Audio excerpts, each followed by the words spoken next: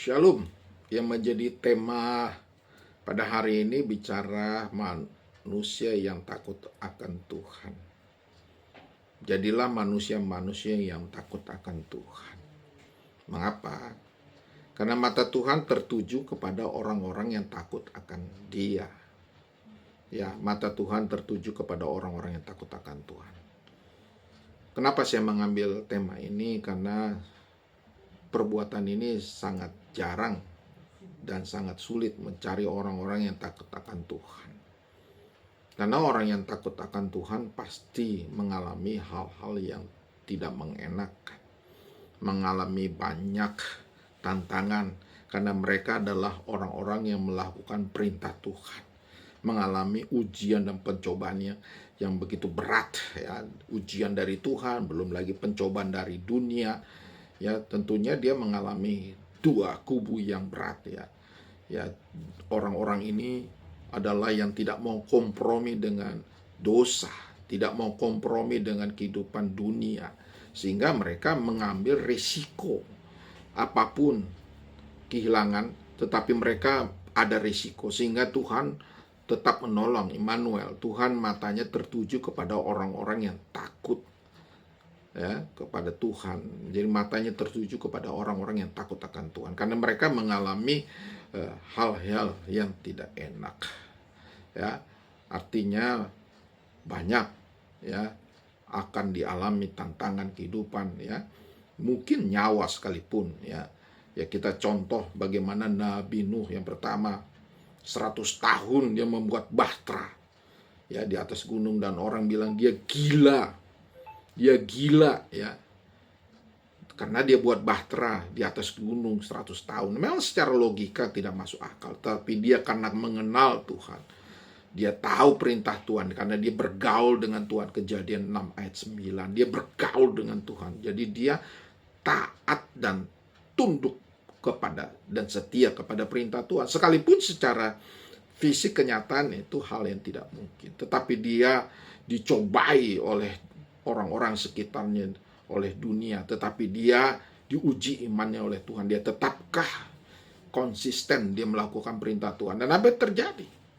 Dia sabar selama 100 tahun dan keturunannya diselamatkan. Ya, contohnya Bapak Abraham, keturunannya, ya. Ya, kita lihat keturunan daripada Nabi Nuh, Bapak Abraham. Ya, dia sudah, ya, istilahnya sudah tua, istrinya sudah menepus, tidak mungkin dia punya anak lagi. Secara dunia, hukum biologis tidak mungkin. Tapi dia percaya bahwa Tuhan tetap memberikan anak. Karena perintahnya Kejadian 12 ayat 1 dan 3 bahwa jelas dia mempunyai keturunan seperti bintang di langit dan pasir di laut. Dan Tuhan sudah buktikan. Ya, dia pergi ke tempat tanah yang dia tidak ketahui, dia tetap berangkat. Dia tahu kalau dia kenal kok Tuhannya. Dia kenal Tuhan. Tidak mungkin dia akan menyesatkan Tuhannya. Nah, dia pergi. Dan apa yang terbukti? Semua Tuhan berikan. Janjinya ya dan amin. Dan anaknya pun diberikan. Walaupun proses penungguan atau penantiannya 25 tahun. Tapi dia tetap setia 25 tahun. Ya, kadang-kadang kita sebagai manusia modern sekarang jangankan 25 tahun. Hari ini kita doa, besok kita terima mujizat. Ya, itu kadang-kadang kita seperti itu berpikir. Kadang-kadang banyak juga hamba Tuhan yang menyesatkan, bilang, "Woi, terima mujizat." Yang mujizat itu, ya, bayangkan 25 tahun Tuhan memberikan mujizat itu kepada Abraham. Dan ini lebih hebat lagi, dia takut akan Tuhan, dia serahkan lagi anaknya si Ishak di atas bukit, dan dia percaya bahwa Tuhan akan menolongnya. Ya, Tuhan akan menolongnya, dan dia serahkan dengan tulus ikhlas. Coba bayangkan, dia takut akan perintah Tuhan, sekalipun harta yang paling berharga anaknya, harta yang ditunggu 25 tahun, harta itu anaknya, tapi dia tetap serahkan. Tapi Tuhan hanya menguji, dan pada akhirnya anak itu digantikan dengan domba, dan Ishak mempunyai keturunan yang banyak. Ishak, Yakub, dan terus sampai hari ini. Ya, inilah keturunan. Janji Tuhan ditepati. Oleh karenanya kalau kita melihat tokoh-tokoh iman, belum lagi Ayub, bagaimana Ayub menderita, dia tetap takut takut akan Tuhan. Dia setia sekalipun istrinya menghina dia, istrinya meninggalkan dia. Begitu juga Daniel. Sekalipun dia dihina, sekalipun dia tidak mau menyembah ilahnya daripada Raja Nebukadnezar, dia mengalami cobaan di mana dia masuk ke dalam gua singa, dapur perapian, tapi dia tetap dilindungi. Mata Tuhan tertuju kepada orang-orang yang takut akan Tuhan. Jadilah kita orang-orang yang takut akan Tuhan. Ya, jadi apapun risikonya,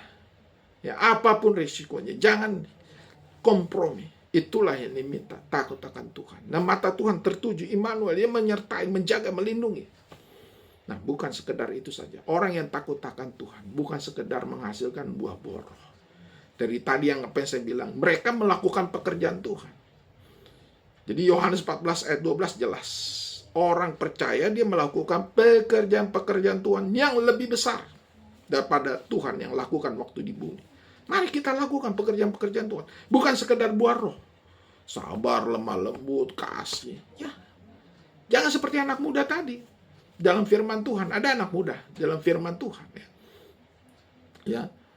Dia sudah melakukan hukum Taurat. Dia bertanya kepada Tuhan Yesus. Apalagi yang harus aku lakukan? Semua sudah kulakukan hukum Taurat. Dia sudah melakukan hukum Taurat. Dia punya buah-buah roh. Tapi Tuhan bilang, juallah hartamu dan ikutlah aku. Apa yang terjadi? Anak muda itu apakah mau melakukannya? Kan tidak. Dan dia kembali kepada kehidupan dunia. Dia tidak mau jual hartanya dan tidak ikut Tuhan.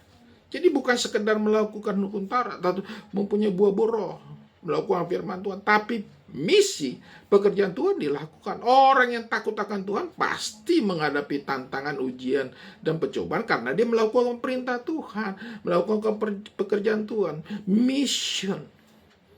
Perintah Tuhan, missio Dei. Missio Dei.